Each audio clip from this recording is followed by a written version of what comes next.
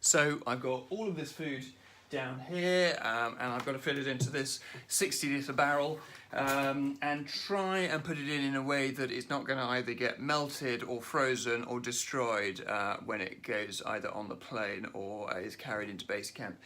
So I've already stuck a roll mat on the inside of the barrel, both to give it some protection but also a little bit of insulation as well, and there is some bubble wrap at the bottom as well, just to stop it from being banged around.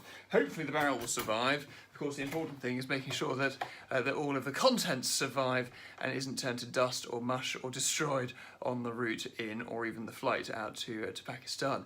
So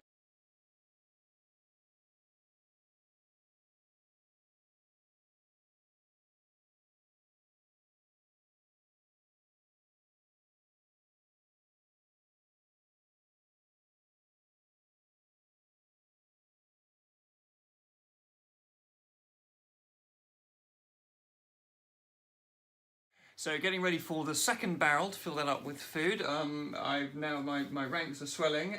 Poppy, you come to help as well? Yeah. And RTE is going to help, so we're going to pack up the bag.